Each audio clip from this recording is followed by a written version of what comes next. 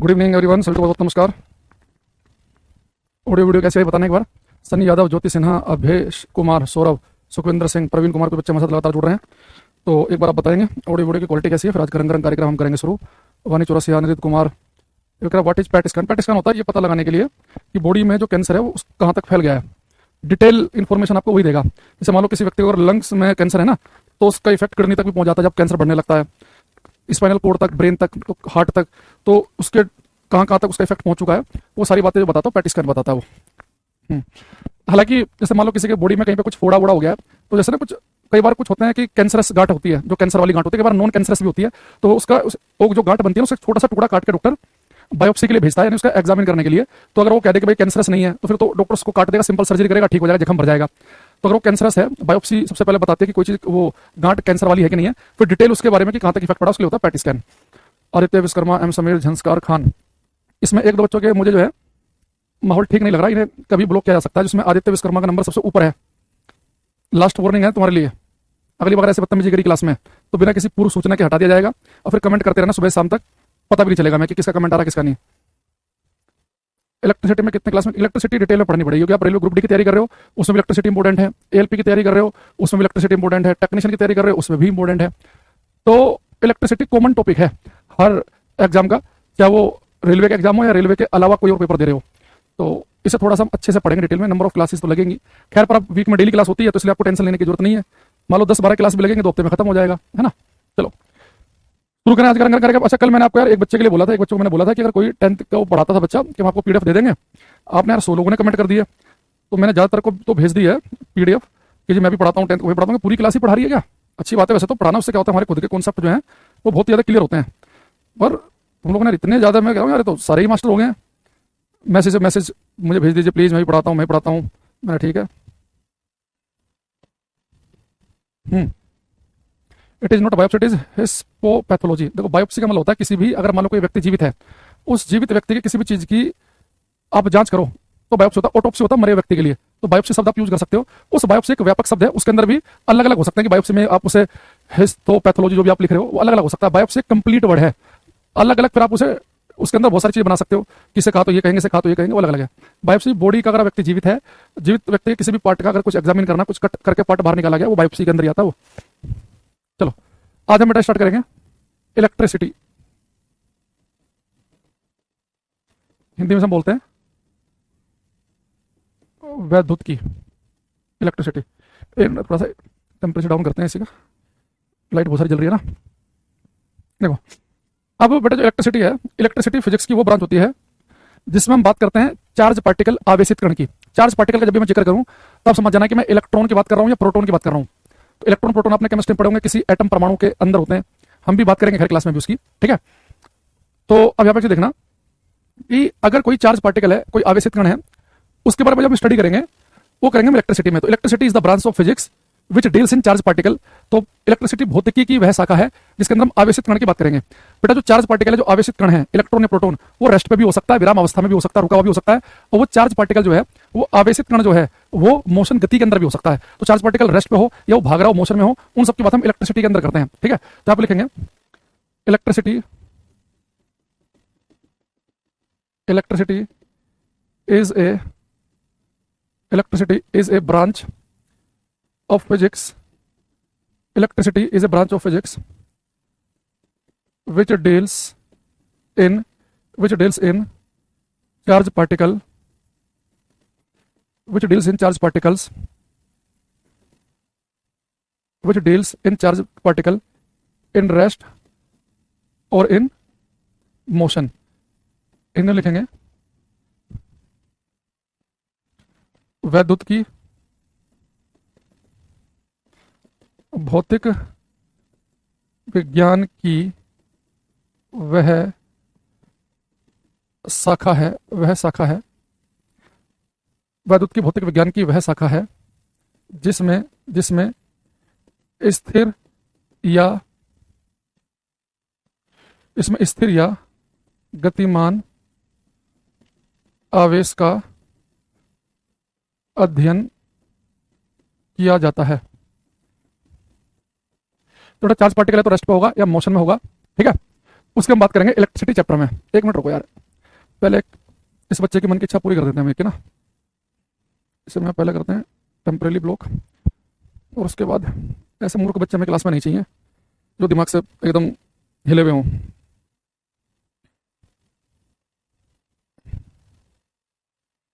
ID है इसकी 5315 803, 5315 803। भाई इस आईडी वाले बच्चे को तुरंत प्रभाव से ब्लॉक करो, इसे परमानेंट, ये क्लास में दोबारा दिखना नहीं चाहिए। चाहे अपने आप से करो, गोविंद को किसी के पास से भेज के, जिसके पास भी एक्सेस हो। चलो आगे देखना, मैंने कहा कि इलेक्ट्रिसिटी भौतिक विज्ञान की वह शाखा है जिसमें स्थिर या गतिमान आवेश का अध्ययन किया जाता है। ठीक है, अब देखो बेटा, अगर मेरे पास में अगर चार्ज पार्टिकल रेस्ट पे है, देखो अगर जो चार्ज पार्टिकल आपके पास इलेक्ट्रॉन या प्रोटॉन आवेशित कण जो है, इसमें एक दो छोटी छोटी सी बातें समझना। अगर बेटा आपका चार्ज पार्टिकल अगर रेस्ट पे है, विराम अवस्था में है, रुका हुआ है, तो पेपर में क्वेश्चन आता है कि अगर चार्ज पार्टिकल रेस्ट पर है, विराम अवस्था में है, तो उसके आसपास एक क्षेत्र, एक फील्ड पैदा हो जाता है जिसे हम कहते हैं इलेक्ट्रिक फील्ड, वैद्युत क्षेत्र। तो चार्ज पार्टिकल अगर रेस्ट पे है तो इलेक्ट्रिक फील्ड पैदा करता है वो वैद्युत क्षेत्र।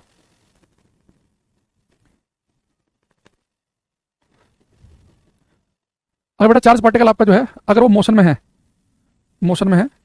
गति में है, तो मोशन में भी दो चीजें हो सकती हैं, या तो वो कांस्टेंट वेलोसिटी से चल रहा हो, नियत वेग से उसकी वेलोसिटी ना बदल रही हो, कांस्टेंट वेलोसिटी से, नियत वेग से। ये हो सकता है कि वो एक्सिलरेट कर रहा हो, त्वरित गति में हो, यानी कि उसकी वेलोसिटी चेंज हो रही है, उसका वेग बदल रहा हो, एक्सिलरेटेड हो, त्वरित हो। ठीक, तो चार्ज पार्टिकल अगर बेटा रेस्ट पे है तो केवल इलेक्ट्रिक फील्ड पैदा करेगा। अगर चार्ज पार्टिकल मोशन में है, गति में है, अगर वो कांस्टेंट वेलोसिटी से भाग रहा है, एक नियत वेग से भाग रहा है, कांस्टेंट वेलोसिटी का मतलब, नियत वेग का मतलब होता है कि पार्टिकल एक ही स्पीड से, एक ही रफ्तार से, एक ही डायरेक्शन भाग रहा हो, ना तो उसकी स्पीड बदल रही हो। अगर वो 12 मीटर पर सेकंड से चल रहा है तो लगातार 12 मीटर पर सेकंड से चल रहा है, ना उसकी डायरेक्शन बदल रही हो। तो बेटा कांस्टेंट अगर वेलोसिटी से भाग रहा होगा तो मैग्नेटिक फील्ड पैदा करेगा, चुंबकीय क्षेत्र। मैग्नेटिक फील्ड को हम पढ़ेंगे जब आपको मैग्नेटिज्म चैप्टर पढ़ाऊंगा मैं, चुंबकीय क्षेत्र। और वो एक्सिलरेट कर रहा हो तो बेटा एक्सिलरेटेड चार्ज पार्टिकल क्या करता है, इलेक्ट्रोमैग्नेटिक फील्ड पैदा करता है। अगर आपको भी पीछे मैंने वेव वाला चैप्टर पढ़ाया है, उसमें मैंने बताया भी था आपसे कि अगर चार्ज पार्टिकल एक्सिलरेट करे, त्वरित गति में हो, तो अगर इलेक्ट्रोमैग्नेटिक वेव आपको पैदा करनी है, इलेक्ट्रिक और मैग्नेटिक फील्ड दोनों पैदा करने हैं, तो चार्ज पार्टिकल एक्सिलरेट करना चाहिए। अगर वो एक ही वेलोसिटी से चलेगा तो केवल मैग्नेटिक फील्ड पैदा होता है, चार्ज पार्टिकल रेस्ट पे हो तो इलेक्ट्रिक फील्ड पैदा करता है। तो वैद्युत चुंबकीय क्षेत्र के लिए चार्ज पार्टिकल एक्सिलरेट करना चाहिए।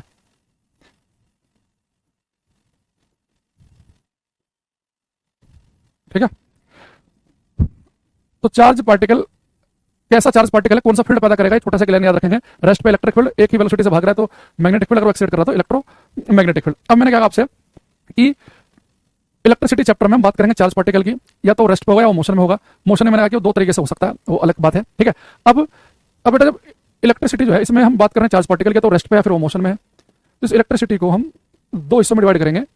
एक को हम बोलते हैं स्टैटिक इलेक्ट्रिसिटी, स्टैटिक इलेक्ट्रिसिटी, इसे हम कहते हैं स्थिर वैद्युत की। और एक हमारे पास में होता है, इसे बेटा कहते हैं डायनामिक या करंट इलेक्ट्रिसिटी, डायनामिक या करंट इलेक्ट्रिसिटी, इसे हम कहते हैं गतिक या धारा वैद्युत की। स्टैटिक इलेक्ट्रिसिटी वो है जहां पर हम अगर चार्ज पार्टिकल रेस्ट पे है, तो इस चार्ज पार्टिकल अगर विराम अवस्था में है, आवेशित कण अगर विराम अवस्था में है, तो रुका हुआ चार्ज पार्टिकल क्या क्या काम करेगा, उसे हम पढ़ते हैं स्टैटिक इलेक्ट्रिसिटी में। तो स्टैटिक इलेक्ट्रिसिटी में क्या होता है कि इलेक्ट्रिक चार्ज होता है रेस्ट पे, इलेक्ट्रिक चार्ज एट रेस्ट, विराम अवस्था में। तो रुका हुआ चार्ज क्या क्या काम करेंगे, जब तक चार्ज भाग नहीं रहा, जब तक हम केवल रुके हुए चार्ज की बात करेंगे, तो सारी बातें स्टैटिक इलेक्ट्रिसिटी में पढ़ेंगे। तो उसमें क्या होता है, वैद्युत आवेश जो होता है वो विराम अवस्था में होता है।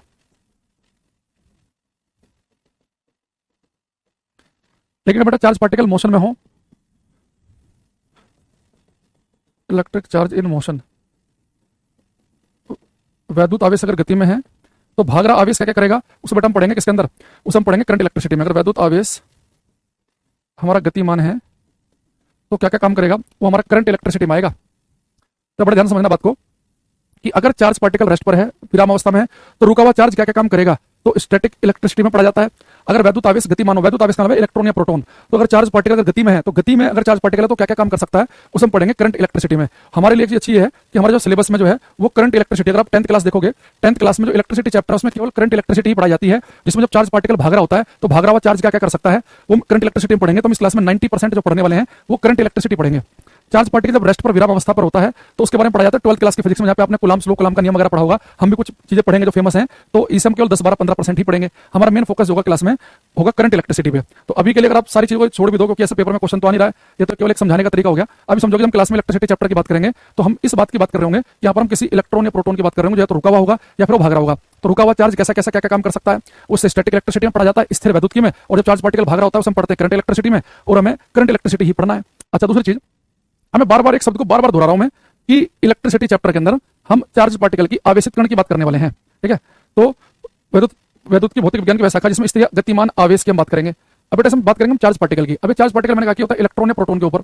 अभी इलेक्ट्रॉन या प्रोटॉन हमें कहां पर मिलते हैं, ये हमें मिलते हैं एटम परमाणु के अंदर। तो मुझे क्लास में थोड़ा सा आपको पहले एटम पढ़ाना पड़ेगा, हालांकि मैं मान के चल रहा हूं कि आपने केमिस्ट्री में पढ़ लिया होगा या आगे जाके आप केमिस्ट्री में से पढ़ोगे, लेकिन फिर भी थोड़ा बहुत हम भी क्लास में पढ़ेंगे। डिटेल में तो आप खैर केमिस्ट्री में पढ़ोगे इसे, लेकिन कुछ एटम मुझे पढ़ाना पड़ेगा, मजबूरी है, वरना तो आप इलेक्ट्रिसिटी चैप्टर समझ नहीं पाओगे। एक बच्चा कह रहा कि व्हाट इज चार्ज। चार्ज क्या होता है, किसी मैटर की एक इंट्रिंसिक प्रॉपर्टी होती है, उसका एक मूलभूत गुण होता है किसी चार्ज पार्टिकल, किसी पदार्थ का एक मूलभूत गुण है जो एलिमेंट्री पार्टिकल इलेक्ट्रॉन प्रोटॉन की वजह से आता है, जिसकी वजह से दूसरे चार्ज पार्टिकल को अट्रैक्ट या रिपेल कर सकता है, उसे हम कहते हैं चार्ज।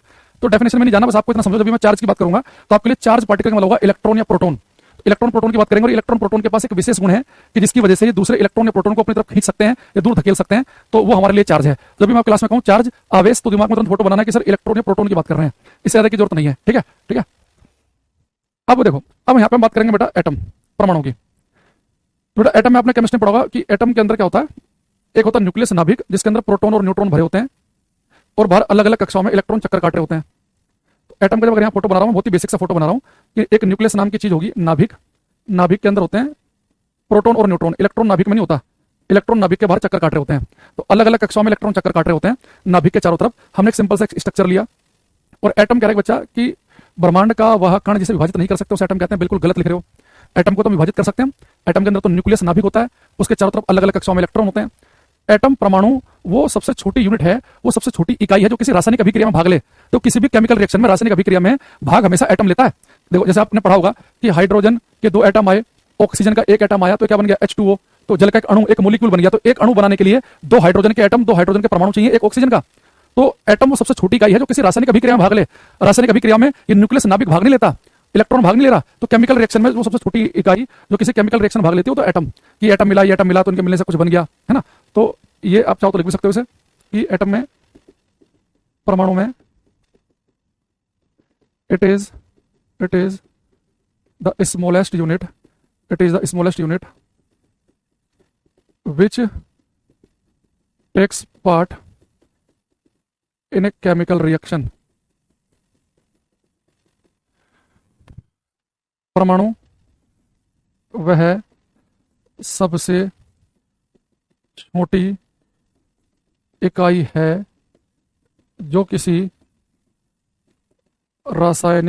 रासायनिक अभिक्रिया में भाग लेती है। It is the smallest unit which takes part in a chemical reaction, किसी रासायनिक अभिक्रिया में भाग लेती है, वो समझाते हैं। ठीक है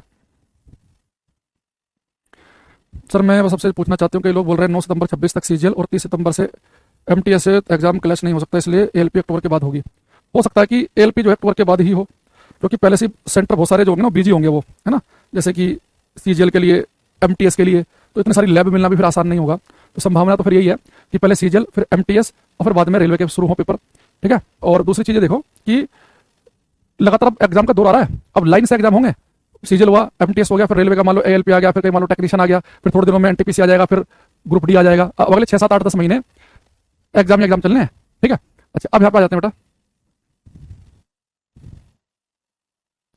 अभी बेटा इलेक्ट्रॉन जो न्यूक्लियस के चारों तरफ चक्कर काट रहा है, इस इलेक्ट्रॉन पे जो चार्ज होता है, जो आवेश होता है, वो आप सभी को पता होगा। मैं मान के चल रहा हूँ थोड़ा बहुत आपने 10th क्लास में पढ़ रखा है, मैं बिल्कुल ये मान के नहीं पढ़ाऊंगा कि कुछ आता ही नहीं है। तो इलेक्ट्रॉन पे टोटल चार्ज होता है -1.6 गुणा 10⁻⁻19 कूलम।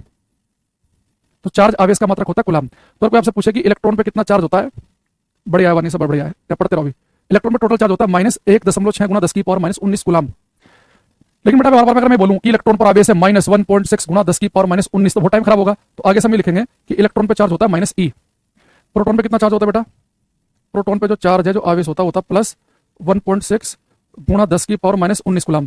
तो इलेक्ट्रॉन पे चार्ज है -1.6 गुणा 10⁻⁻19 और प्रोटॉन पे चार्ज है प्लस 1.6 गुणा 10 की पावर माइनस 19। तो बेटा 1.6 गुणा 10 की पावर माइनस 19 कुलाम को तो हम ई लिख रहे हैं, तो प्रोटॉन पे आप चार्ज कह सकते हैं कितना, सी का मतलब है कुलाम, तो प्रोटॉन पे चार्ज है प्लस ई। तो मुझे एक चीज बताओ, आज का मेरा पहला क्वेश्चन है आप सभी से कि इलेक्ट्रॉन पे चार्ज है माइनस 1.6 गुणा 10 की पावर माइनस 19 कुलाम, प्रोटॉन पे चार्ज है प्लस 1.6 गुणा 10 की पावर माइनस 19 कुलाम।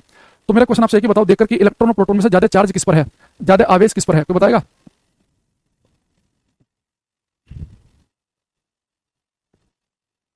इलेक्ट्रॉन और प्रोटॉन में ज्यादा चार्ज किसके ऊपर है? इलेक्ट्रॉन की प्रोटॉन, सामने आपके आंसर है। इलेक्ट्रॉन प्रोटॉन में से ज्यादा चार्ज किसके ऊपर है? जो बच्चा इलेक्ट्रॉन लिख रहा है उसका तो महागलत है, और जो प्रोटॉन लिख रहा है उसका भी गलत, को सब घोष का सही है। देखो बेटा आप चीज देखो, जो चार्ज इलेक्ट्रॉन पे है 1.6 गुणा 10 की पावर माइनस 19, उतना ही प्रोटॉन पे भी तो है 1.6 गुणा 10 की पावर माइनस 19। इलेक्ट्रॉन और प्रोटॉन बिल्कुल इक्वल बराबर चार्ज हैं। ये माइनस और प्लस केवल ये बता रहा था फिजिक्स में, मैथ नहीं है, फिजिक्स में प्लस माइनस का कुछ मतलब होता है। ये बस प्लस माइनस से बता रहा है कि चार्ज दो तरीके के होते हैं, इनके दो नेचर हैं। एक को हमने प्लस कह दिया, एक को हमने माइनस कह दिया, एक को ए, एक को बी भी कह सकते थे, एक को एक्स और एक को वाई भी कह सकते थे, बस हमने माइनस प्लस कह दिया। अब ये दो नेचर का कैसे आया कॉन्सेप्ट, ये भी थोड़ी देर में बताएंगे अभी आपको हम। जैसे चुंबक होती है ना, कि चुंबक का नॉर्थ पोल होता है, साउथ पोल होता है, ऐसे दो टाइप के चार्ज होते हैं। जितना बेटा चार्ज इलेक्ट्रॉन पर है ठीक उतने प्रोटॉन पर है, दोनों पर इक्वल चार्ज है। ये माइनस प्लस के लिए बता रहा है कि नेचर दोनों का अलग अलग है, दोनों की प्रकृति अलग है। अच्छा दूसरा बेटा जो न्यूट्रॉन है, इसके ऊपर कोई चार्ज नहीं होता, ये होता है उदासीन, इसके ऊपर होता है चार्ज आवेश जीरो, इसे हम कहते हैं होता है न्यूट्रल उदासीन। इसके ऊपर कोई चार्ज नहीं है। हाँ इनके मास द्रव्यमान सबके अलग अलग हैं। जैसे इलेक्ट्रॉन जो है, इसका अगर मैं यहाँ पे मास लिख दूं, एम ई का मतलब समझ जाओगे ना, इलेक्ट्रॉन का मास होता है 9.1 गुणा 10 की पावर माइनस 31 किलोग्राम। प्रोटॉन पे का मास द्रव्यमान होता है 1.673 गुणा 10 की पावर माइनस 27 किलोग्राम, और न्यूट्रॉन पे होता है 1.6 गुणा 1.675 गुणा 10 की पावर माइनस 27 किलोग्राम। तो बेटा यहाँ पे इन तीनों में कंपेयर करें तो आपको चीज दिखेगी कि तो है तो माइनस 27 पावर है, माइनस 31 है। तो इलेक्ट्रॉन जो है इसका मास सबसे कम है, पावर में माइनस में जितना बड़ा नंबर होगा उतनी छोटी वैल्यू होगी, यानी इलेक्ट्रॉन सबसे हल्का होता है।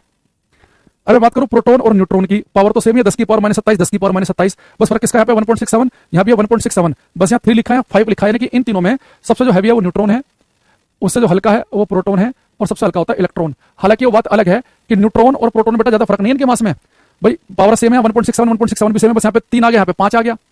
और आप वो डिटेल में जाओ तो और भी 1.6729 कुछ करके होता है ना, ऐसे वो भी और जाएंगे, तो बहुत ज्यादा खास फर्क नहीं है। ये जो प्रोटॉन और न्यूट्रॉन है लगभग लगभग सेम सही वजन होता है इनका। तो अगर पेपर में आ जाए कि किन दो का लगभग मास बराबर सा होता है, तो लगभग बराबर होता है, न्यूट्रॉन प्रोटॉन लगभग बराबर से होते हैं। लेकिन अगर वो एक्जैक्टली पूछ ले कि तीनों में सबसे भारी कौन है, अगर हम बहुत ही डिटेल में जाएंगे तो न्यूट्रॉन हैवी, हल्का सा हैवी निकलेगा, फिर उसके हल्का होगा प्रोटॉन, सबसे हल्का होगा न्यूट्रॉन। तो एक तो इन तीनों के मास द्रव्यमान आपको वैल्यू भी याद रखनी है, इन तीनों पे चार्ज कितना है, इलेक्ट्रॉन पे चार्ज कितना है, प्रोटॉन पे चार्ज कितना है, और न्यूट्रॉन जो है इसके ऊपर कोई चार्ज आवेश नहीं है, तो ये ध्यान रखना है। अब जैसे यहाँ से क्वेश्चन अगर मैं आपसे पूछूं, एक आसान सा, निहायत ही आसान सा क्वेश्चन पूछते हैं अभी आपसे हम, ये करना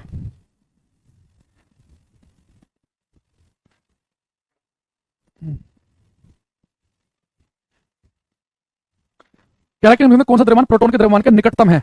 बट आप सभी को पता है कि जो हमारे पास में जो प्रोटॉन है इसका मास कितना होता है 1.673 गुणा 10 की पावर माइनस 27 किलोग्राम। 1.673 गुणा 10 की पावर माइनस 27, सबसे नजदीक वाला कौन सा हो गया 10 की पावर माइनस 27, 1.6 को लगभग एक ही मान लो, 10 की पावर माइनस 27 सबसे निकटतम है, तो ये हो जाएगा। तो ऐसे क्वेश्चन आ रखे हैं पेपर में, ऐसे नहीं कि हम आपको ऐसे लिखवा रहे हैं जबरदस्ती पेज भरवाने के लिए। मैं क्लास में कुछ भी लिखवाता हूँ ना, कभी ना कभी किसी न किसी पेपर में तो आ चुका होता है, या उसकी आने की संभावना होती है, कोई भी फर्जी लाइन नहीं होगी एक भी। अच्छा दूसरी चीज, अगर बेटा मैं यहाँ पर, हमने क्या किया, जैसे हमने 2 इलेक्ट्रॉन लिए, इन दोनों इलेक्ट्रॉनों को मैं नजदीक नजदीक रखा, तो हमने क्या देखा, ये दोनों इलेक्ट्रॉन एक दूसरे से दूर भाग रहे थे, दूर। ऐसे में फिर 2 प्रोटॉन लिए, ये भी एक दूसरे से दूर भाग रहे थे, इलेक्ट्रॉन भी दूर दूर भाग रहे हैं, प्रोटॉन भी। तो हमारे दिमाग में बात बैठ गई कि जब भी हम 2 चार्ज पार्टिकल आवेशित कण लेंगे तो इनके नजदीक रखते दूर भागेंगे, यानी इलेक्ट्रॉन नजदीक लो तो भी दूर भाग रहे हैं, प्रोटॉन नजदीक रखो तो भी दूर भाग रहे हैं। तो हमारे दिमाग में बैठ गया कि आवेशित कण जो होते हैं, सर आपने डिग्री मीटर में लिखा है वो गलत हो गया, मैंने गलत लिख दिया जल्दीबाजी में। ये कौन बच्चा है जो इतना होशियार, इतना ज्ञानी है, हमें कंफ्यूज कर रहा है। बेटा जिधर को मुंह खुला होता है ना, जिस तरफ को मुंह खुला होता है चीज बड़ी होती है। तो न्यूट्रॉन का मास ज्यादा है किससे, प्रोटॉन के मास से, और प्रोटॉन का मास ज्यादा है इलेक्ट्रॉन के मास से। तो सही तो लिखा है, कहां गलत हो गया, क्या गलत हो गया बताओ जी, ये गलत हो गया। पहले चलो इस बच्चे की मन की बात जान लेते हैं, क्या गलत हुआ।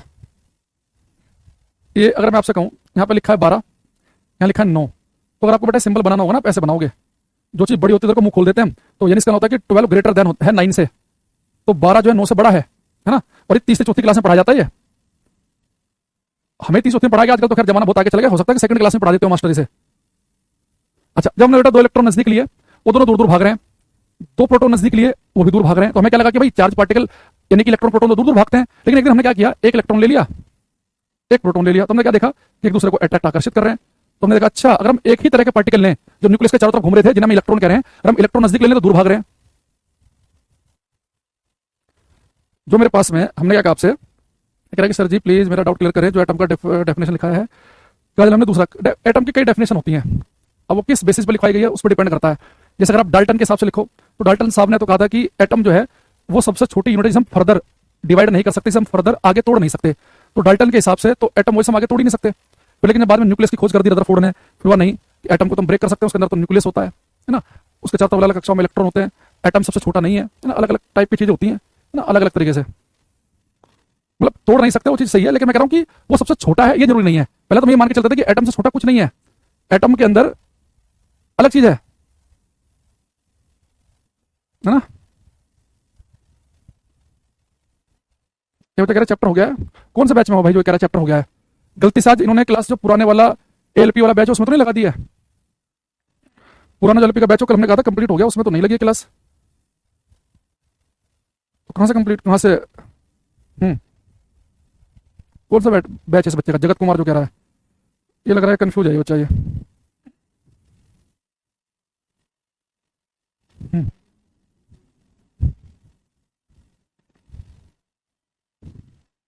हाँ एएलपी का पुराने वाला बैच कह रहा हूँ, वो तो उसमें बैच खत्म हो गया है, तो उसमें हमने कहा था कि क्लास हटा देना, हो सकता है कि नहीं हटाई हो उन्होंने, तो उसमें हो चुका है ये। अच्छा ये लग रहा है उन्होंने हटाई नहीं कहने के बाद भी, एएलपी में लगी हुई है, मैं तो कौन सा बोल भी रखा था ये, चलो मैं दोबारा बोल देता हूँ।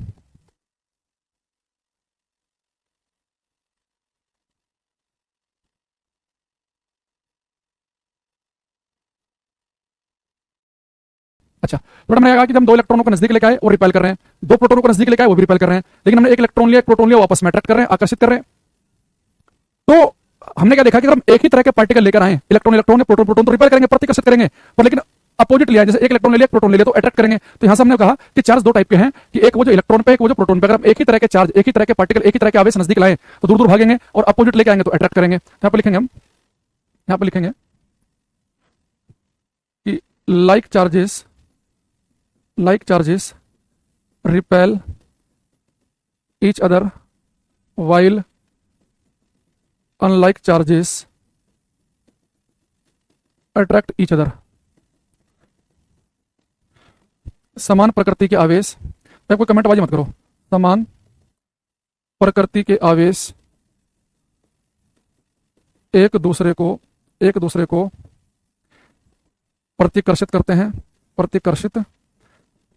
हैं, जबकि समान प्रकृति के आवेश एक दूसरे को आकर्षित करते हैं।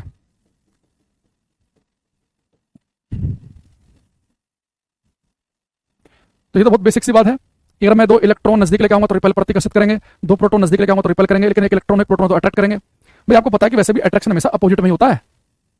वो बात लगे कि आजकल इंसानों में थोड़ा एक्सेप्शन आ गए हैं कि पुरुष पुरुष की तरफ को आकर्षित हो जा रहा है, महिला महिला की तरफ को, वरना जनरली क्या होता है कि अपोजिट में अट्रैक्शन होता है। तो वैसे ही लेकिन इनके यहाँ कोई एक्सेप्शन नहीं है, इनका मामला भी पुराने वाला चल रहा है, 200 साल पुराना ही। इलेक्ट्रॉन प्रोटॉन आपस में अट्रैक्शन होगा, प्रोटॉन प्रोटॉन दूर भागेंगे, इलेक्ट्रॉन इलेक्ट्रॉन दूर भागेंगे। अच्छा आप इनके पास न्यूट्रॉन ले आओ तो न्यूट्रॉन पे कोई चार्ज कोई आवेश नहीं है, तो इलेक्ट्रॉन क्या करेगा, ना तो किसी को अट्रैक्ट करेगा ना ही किसी को रिपेल करेगा। तो इलेक्ट्रॉन आकर्षण या प्रतिकर्षण पैदा नहीं कर सकता, ना किसी की तरफ को अट्रैक्ट होगा ना किसी से देखकर दूर भागेगा, न्यूट्रल है, उदासीन से कोई फर्क नहीं पड़ रहा।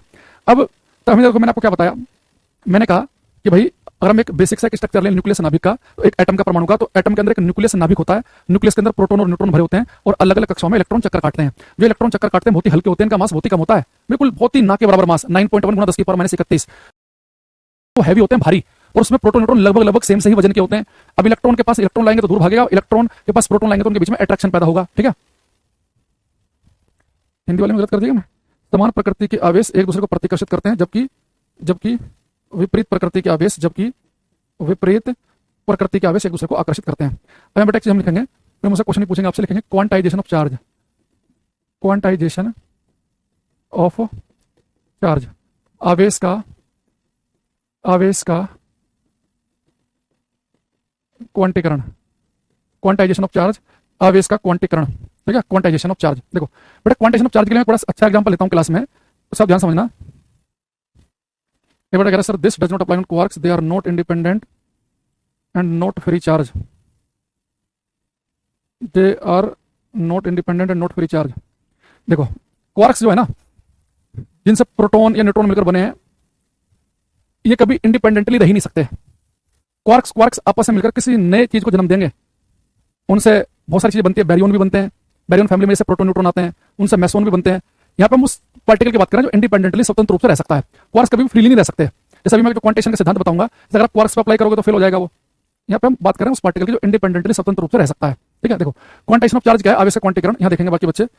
जैसे मैं आपसे बोलूं कि अगर भारत में सब तरह के नोट बंद हो जाएं और केवल एक ही करेंसी चले, 100 रुपए का नोट, हम कहते हैं कि भाई साहब भारत में आज के बाद कोई नोट नहीं चलेगा, 1 रुपए का सिक्का हो, चाहे 2 का हो, 5 का हो, 10 हो, 200 का नोट हो, 500, सब तरह की करेंसी समाप्त, केवल भारत में आज के बाद और केवल 100 रुपए का नोट चलेगा। अब यहां पर आपको एक जानकारी हमेशा रहेगी, देखो क्या, कि अगर आपको कोई दोस्त आके आपसे कह दे कि मेरे पास 729 रुपए हैं, आप समझ जाओगे कि आपका दोस्त गलत इन्फॉर्मेशन दे रहा है।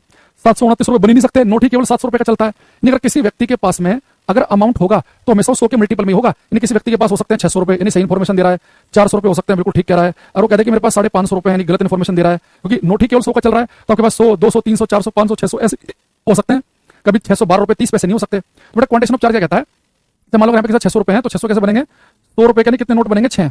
यहाँ बेटा 400 कितने नोट बनेंगे, 4। यानी अगर किसी के पास में अगर कुछ भी अमाउंट होगा तो अमाउंट हमेशा 100 के मल्टीपल में होना चाहिए। 312, 329, 327 रुपए नहीं हो सकता किसी के पास। तो क्वांटेशन ऑफ चार्ज कहता है कि अगर किसी वस्तु के ऊपर चार्ज है तो किसी वस्तु पर चार्ज हमेशा कितना होगा, जितना एक इलेक्ट्रॉन पे चार्ज है उसके इंटीजर मल्टीपल में होगा। इंटीजर मल्टीपल का मतलब यह है कि अगर किसी वस्तु के ऊपर चार्ज होगा तो इंटीजर मल्टीपल का मतलब एन की जो वैल्यू होगी ना, वो पूर्णांक में होगी, इंटीजर होगी, 1 2 3 4 5, ये वैल्यू कभी पॉइंट में नहीं होगी। अगर किसी वस्तु के ऊपर चार्ज है तो ऐसा हो सकता है, किसी वस्तु के ऊपर चार्ज हो सकता है 5e, 50e, 100e, 200e। अगर मैं कह दूं कि एक वस्तु के ऊपर चार्ज है 1.3e, तो गलत है वो, कि एन की वैल्यू हमेशा इंटीजर पूर्णांक में होगी। तो अगर किसी वस्तु के ऊपर चार्ज है, आवेश है, तो जितना एक इलेक्ट्रॉन पे चार्ज होता है, ई का मतलब एक इलेक्ट्रॉन पे चार्ज, जितना एक इलेक्ट्रॉन पे चार्ज है उसके गुणक में होगा।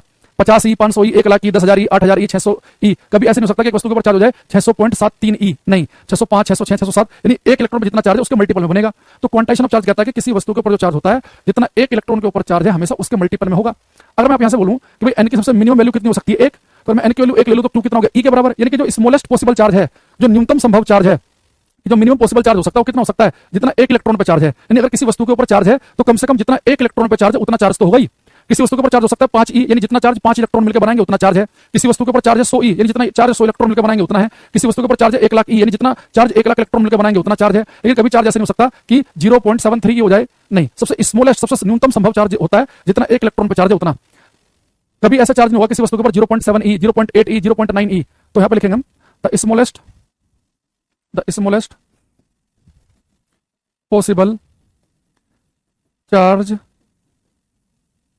on a body is charge on the electron।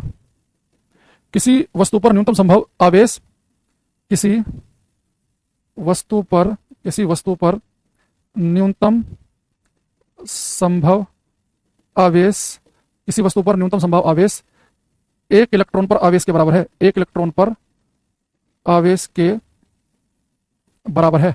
इसका मतलब समझ में आ रहा है कि नहीं यार, देखो अभी हो सकता है आप कंफ्यूज हो रहे हो, ये चैप्टर थोड़ा सा अजीब सा है भी। हाँ, ये प्लस माइनस दोनों वैल्यू हो सकती है अगर आप डिटेल में चाहो। भाई किसी वस्तु पर अगर चार्ज है -5e, अगर आप प्लस माइनस में भी जाओ, अगर मैं खाली मैग्नीट्यूड की बात कर रहा था, तो यानी कि जितना 5 इलेक्ट्रॉन पे चार्ज है उतना, +5e कहना चाहो तो जितना 5 प्रोटॉन पे चार्ज है उतना। भाई सबसे स्मॉलेस्ट चार्ज ई हो सकता है, इलेक्ट्रॉन प्रोटॉन पे चार्ज सेम ही होता है ना।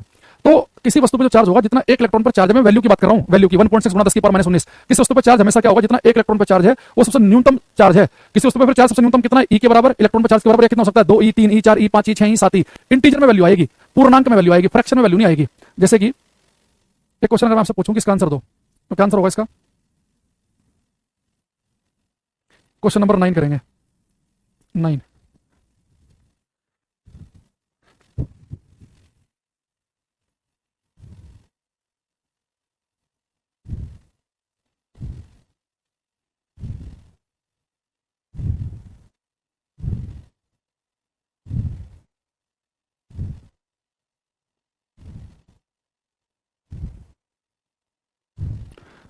कुछ आंसर मेरे पास से मारे से लिखा कि which of the following is not possible, इनमें से कौन सा आवेश संभव नहीं है। जब बच्चा ए लिख रहा है उसका बिल्कुल गलत है, अगर इनमें से कौन सा आवेश संभव नहीं है, तो बेटा पर लिखा है इसने 1.6 गुना 10 की पावर -19 कूलम। ये तो बेटा ई की वैल्यू है, तो किसी वस्तु पर चार्ज ई के बराबर तो हो सकता है, एक इलेक्ट्रॉन पर चार्ज के बराबर। ये 1.6 का दुगना हो गया, यानी कि चार्ज बेटा 2e के बराबर ये भी हो सकता है, जितना एक इलेक्ट्रॉन पर चार्ज है उसके गुणक में तो होता ही है। 16 दूनी 32, 16 38, 16 चौका 64 हो गया, 4e के बराबर ये भी हो सकता है। ये बेटा लिखा 0.8 की 1.6 का आधा, ये नहीं पता कितना चार्ज है, ये है 0.5e। बेटा किसी वस्तु पे जो चार्ज हमेशा जितना एक इलेक्ट्रॉन पे चार्ज है उसके पूर्णांक में हो सकता है, सबसे छोटा चार्ज होता है ई से कम चार्ज हो ही नहीं सकता, तो डी आंसर है इसका।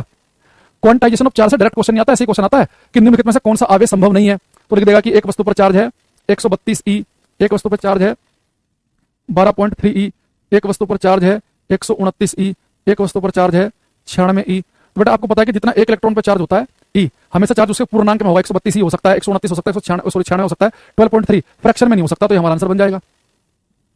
तो अभी तो आपको सेम लाइन लिखवाई हमने ये कि किसी वस्तु पर जो चार्ज होता है वो हमेशा जितना एक इलेक्ट्रॉन पर आवेश है उसके मल्टीपल में होगा। भाई एन की वैल्यू मैंने कहा कि 1 2 3 4 5 6 ये हो सकती है, एन की वैल्यू कभी भी फ्रैक्शन में नहीं हो सकती।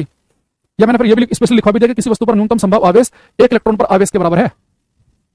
अब ऐसा हो सकता है कि आपने अगर केमिस्ट्री से टॉपिक पढ़ लिया तो आप मैडम ने चीज आपको बताई होगा, अगर थोड़ा डिटेल में चली गई होंगी वो, तो आपको पता बेटा जैसे प्रोटॉन और न्यूट्रॉन है, ये ध्यान समझना। आपको पता बेटा एक होता है एटम, परमाणु। एटम के अंदर एक न्यूक्लियस होता है और न्यूक्लियस के चारों तरफ इलेक्ट्रॉन चक्कर काटते हैं, तो उस न्यूक्लियस नाभिक की जिसकी खोज रदरफोर्ड ने की, उस न्यूक्लियस के अंदर होते हैं प्रोटॉन और न्यूट्रॉन। ये प्रोटॉन और न्यूट्रॉन भी अपने आप में कंप्लीट नहीं है, अगर आप इन्हें तोड़ना शुरू करोगे ना तो आपको इनके अंदर से एक चीज निकलेगी। प्रोटॉन बेटा जो है ये मिलकर बना होता है 3 क्वार्क से, उसमें होते हैं 2 अप क्वार्क्स, एक होता है डाउन। न्यूट्रॉन बना होता है 2 डाउन क्वार्क से, एक होता है अप। कई टाइप के क्वार्क्स होते हैं, अप डाउन टॉप बॉटम, ऐसे अलग अलग टाइप के 6 फ्लेवर होते हैं इसमें, कि अप हो गया, डाउन हो गया, टॉप हो गया, बॉटम हो गया। ऐसे एक होता है हमारे पास में अप डाउन टॉप बॉटम, एक होता है स्ट्रेंज और एक होता है ब्यूटी ना, टॉप बॉटम चार्म ब्यूटी। मैं नाम थोड़ा निकल के दिमाग से, बहुत दिन पहले पढ़ाए थे ये। तो 6 फ्लेवर होते हैं इसके, फिर मैं एक बार चलो क्रॉस चेक कर ही लेता हूं। फ्लेवर्स ऑफ क्वार्क,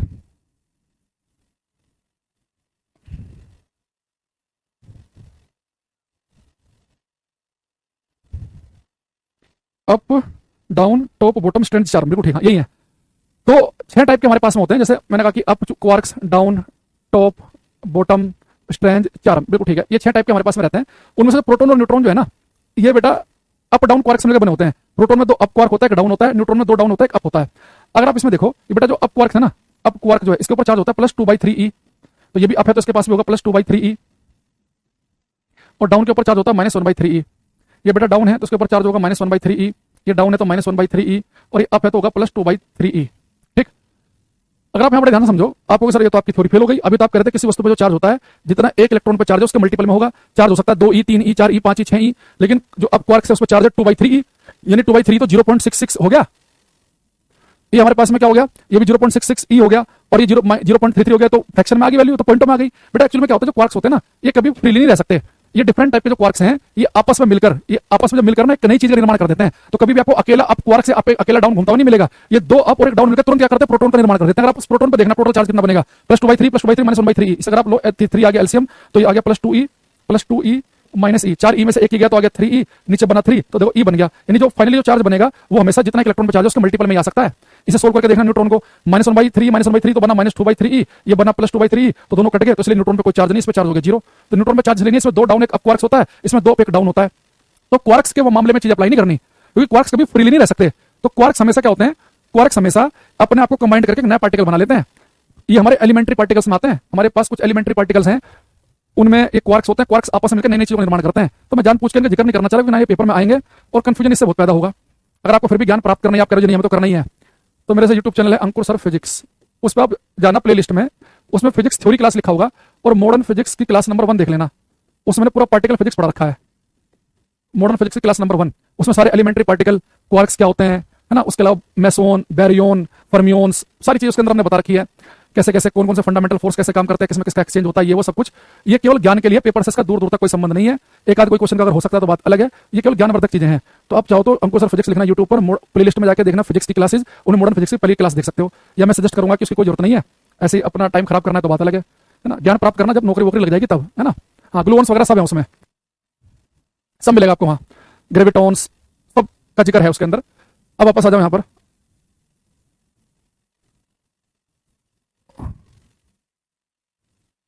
अब जो पेपर में आएगा उसको दोबारा आते हैं। देखो, हाँ देखो मैंने क्या बोला आपसे आज की क्लास में, मैंने क्यों लिए बोला आपसे कि भाई हम इलेक्ट्रिसिटी पढ़ने वाले हैं, लेकिन इलेक्ट्रिसिटी में दिक्कत क्या है कि वहां पे चार्ज पार्टिकल आवेशित कणों की बात होगी, इलेक्ट्रॉन प्रोटॉन की। तो मैंने इलेक्ट्रिसिटी पढ़ाने से पहले कहा कि हल्का सा हम एटम का जिक्र कर लेते हैं, क्योंकि इलेक्ट्रॉन प्रोटॉन वहीं पे दिखते हैं, हमें इलेक्ट्रिसिटी पढ़ना आसान रहेगा।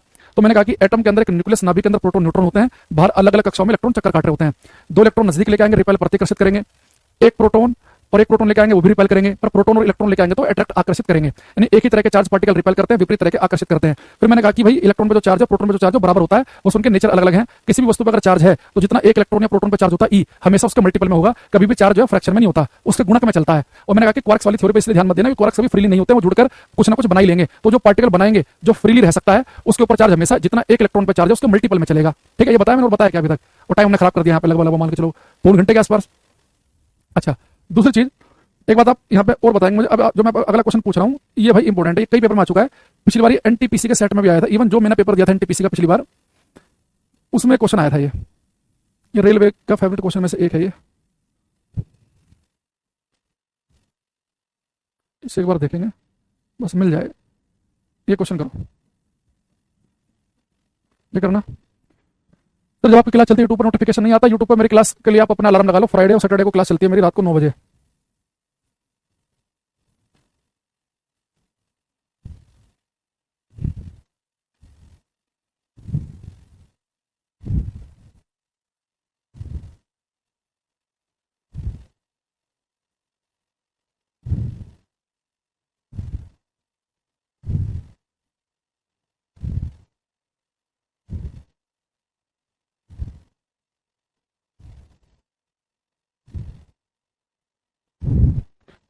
ये टाइम इंपॉर्टेंट क्वेश्चन है।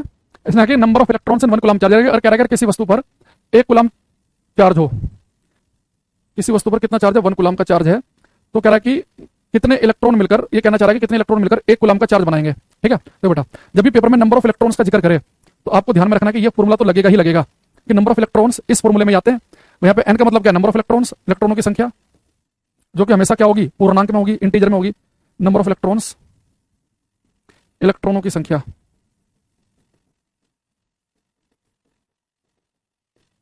देखो बेटा, किसी वस्तु पर चार्ज कितना है, 1 कूलम का, तो कह रहा है कि 1 कूलम का चार्ज कितने इलेक्ट्रॉन मिलकर बनाएंगे। ई की वैल्यू आपको बताइए 1.6 गुणा 10 की पावर -19 कूलम होती है। यहाँ कूलम से कूलम कट जाएगा तो एन की वैल्यू कितनी आएगी, 1 इसे भाग कर देंगे 1.6 गुणा 10 की पावर -19 से, ये सब सोल्व करेंगे तो आएगा 6.25 गुणा 10 की पावर 18। याद रखना, सोल्व करके 6.25 गुणा 10 की पावर 18 आएगा ये, तो इसका आंसर बनेगा B option, sorry A option, 18 A में है, तो इसका आंसर बनेगा ए ऑप्शन 6.25 गुणा 10 की पावर 18। तो जिन बच्चों ने इसका ये लिखा उसका ठीक है, बाकी सब गलत है। तो 6.25 गुणा 10 की पावर 18। तो अगर कोई मेरे से बोले कि एक वस्तु पर 1 कूलम चार्ज है तो इलेक्ट्रॉनों की संख्या क्या होगी, आप ऐसे निकाल लो। कल कोई पूछ सकता है कि 50 कूलम चार्ज अगर है तो कितने इलेक्ट्रॉन होंगे, 70 कूलम में कितने होंगे, 12 कूलम में कितने होंगे, जब भी इलेक्ट्रॉनों की संख्या पूछेगा इस वाले फॉर्मूले से। लेकिन 99.99% जब वो पूछता है तो 1 कूलम के अंदर ही पूछता है, तो ये फैक्ट आपको याद भी रखना तो ज्यादा बढ़िया रहेगा। तो 1 कूलम में इलेक्ट्रॉनों की संख्या बनेगी इतनी। ठीक है, तो अभी तक तो बेटा जो हमने पढ़ा है ना, भले थोड़ा सा कंफ्यूजन लग रहा हो पर हमें सारी बातें याद है।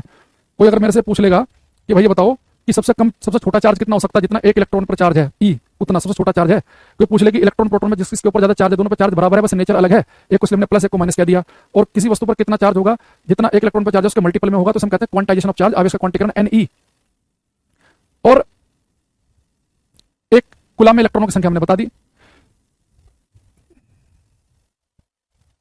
इसको डिवाइड कैसे करेंगे, अरे भाई डिवाइड नहीं कर पा रहे भाई बच्चे। बेटा डिवाइड पता है, पहली दूसरी क्लास में प्लस माइनस गुणा वुणा सिखा देते हैं, 3rd 4th क्लास तक बच्चा डिवाइड में परफेक्ट हो जाता है, तुम डिवाइड नहीं कर पा रहे हो।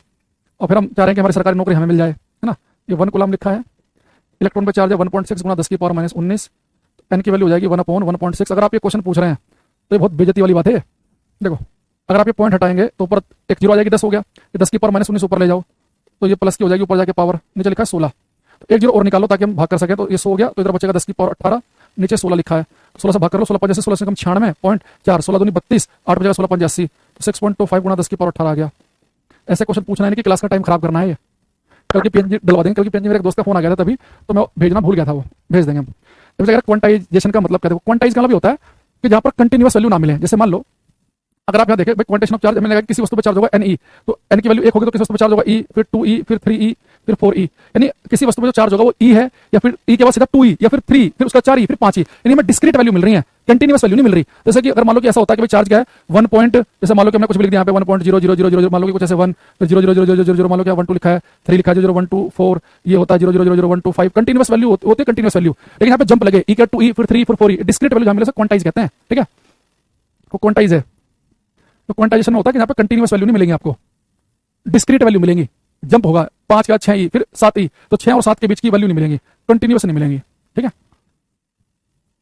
चलो अब मेरे दिमाग में एक बड़ा खतरनाक सा डाउट क्रिएट हो गया, वो ये कि मैंने आपको कहा भाई कि न्यूक्लियस के अंदर प्रोटॉन और न्यूट्रॉन भरे होते हैं, प्रोटॉन भरे होंगे, कुछ न्यूट्रॉन भरे होंगे, है ना, बाहर अलग अलग कक्षाओं में इलेक्ट्रॉन चक्कर लगा रहे होंगे। फिर मैंने कहा कि आपसे कि प्रोटॉन पे होता है पॉजिटिव चार्ज, न्यूट्रॉन पे कोई चार्ज नहीं है। आपने ठीक है, फिर मैंने आपसे कहा कि न्यूट्रॉन पे चार्ज नहीं है, ये उदासीन है, ना किसी को आकर्षित करेगा ना किसी को प्रतिकर्षित करेगा, ऐसा भूल जाओ। लेकिन बेटा जो न्यूक्लियस में प्रोटॉन बचे हैं, जो प्रोटॉन भरे हुए हैं, इन प्रोटोनों पे तो पॉजिटिव चार्ज है, और हमने ये पढ़ा था कि पॉजिटिव पॉजिटिव चार्ज तो रिपेल करते हैं, पॉजिटिव पॉजिटिव चार्ज तो प्रतिकर्षित करते हैं। तो न्यूक्लियस में जो प्रोटॉन भरे हैं, अगर प्रोटॉन जो है अगर एक दूसरे को रिपेल करते हैं, प्रतिकर्षित करते हैं, तो इस रिपल्सन प्रतिकर्षण की वजह से न्यूक्लियस में जो प्रोटॉन भरे हैं उन्हें तो बाहर निकल जाना चाहिए। वही न्यूक्लियस में मान लो कि 50 10 20 30 40 प्रोटॉन भरे हैं किसी न्यूक्लियस में, और सारे के सारे प्रोटॉन पे पॉजिटिव चार्ज है, अगर वो सारे के सारे रिपेल कर रहे होंगे तो प्रोटॉनों को न्यूक्लियस से बाहर निकल जाना चाहिए, यानी न्यूक्लियस कभी स्टेबल स्थिर होना ही नहीं चाहिए, जबकि ऐसा होता नहीं है। ज्यादातर जो एलिमेंट है, ज्यादातर जो तत्व हैं, उनके न्यूक्लियस स्टेबल ही होते हैं। तो न्यूक्लियस में जो प्रोटॉन भरे हैं उनके ऊपर पॉजिटिव चार्ज है, तो पॉजिटिव पॉजिटिव चार्ज के रिपेल करने की वजह से ये प्रोटॉन बाहर क्यों नहीं निकल रहे, ये प्रोटॉन बड़े अंदर आराम से मजे से क्यों बैठे हैं, इसकी वजह क्या है ये बताओ। कल क्लास नहीं है भाई, कल 15 अगस्त को नेशनल हॉलीडे है, तुमको कोचिंग बंद करवाना चाह रहे हो कि नेशनल हॉलीडे पे 15 अगस्त को क्लास करवा के? 15 अगस्त 26 जनवरी को बंद रहता है बिल्कुल।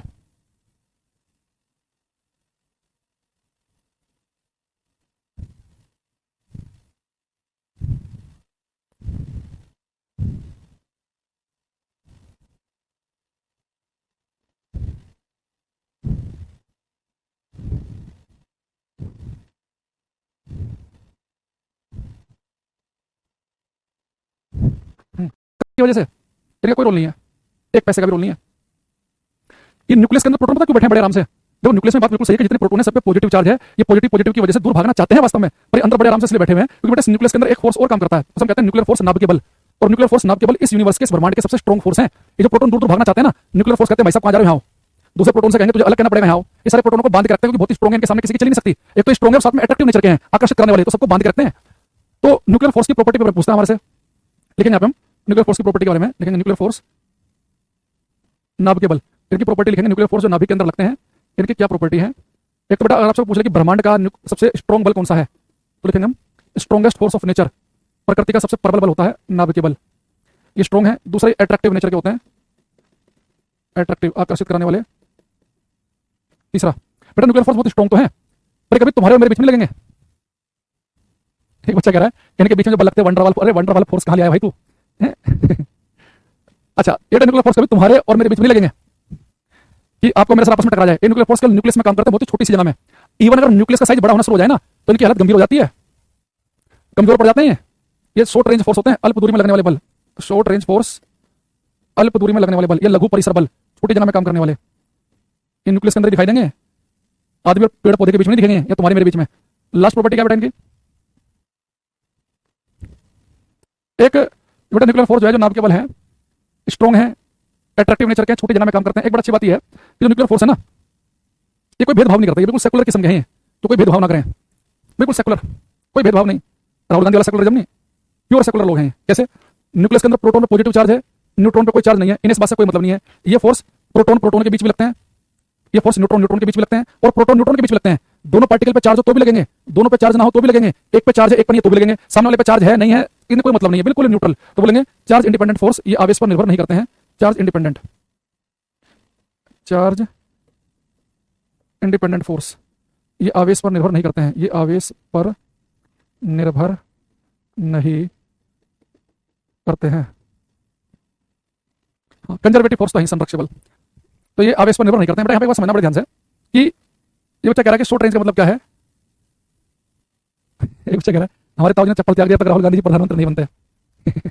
बढ़िया है भाई, सही है। खैर पॉलिटिकल क्लास नहीं है तो हम पढ़ाई क्लास में कोई ऐसे नहीं करेंगे, कमेंट हमारे मुंह से निकल गया ऐसे, कुछ एग्जाम्पल देना था तो खैर उसे छोड़ो, यहाँ जाओ।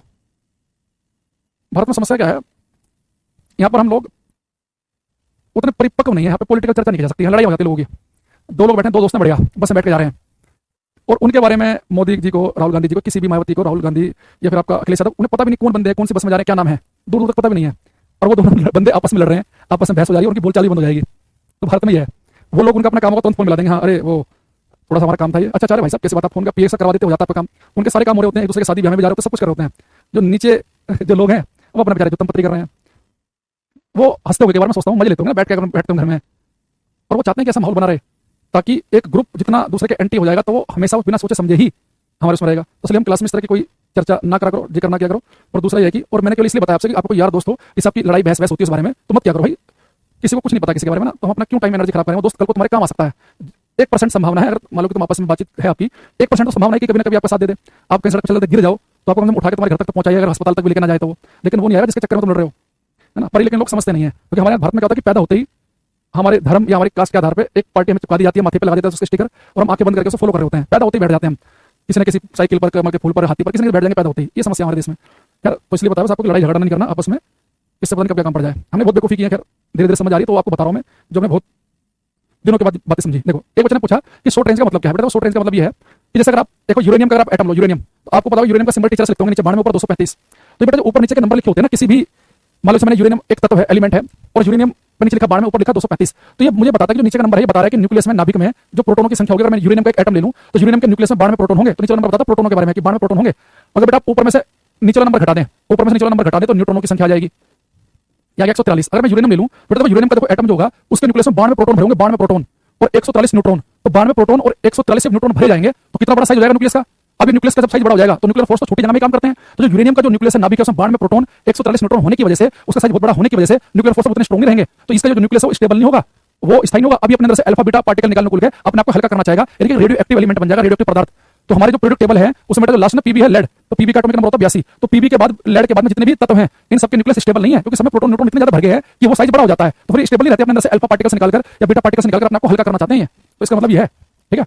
तो रेडियो एक्टिव बन जाएंगे, जिनके भी न्यूक्लियस स्टेबल नहीं है वो अनस्टेबल हो जाते हैं, ठीक है। चलो बाकी हम नेक्स्ट क्लास में देखेंगे। आज की क्लास हमारी खैर चर्चाओं में इतनी निकल गई है।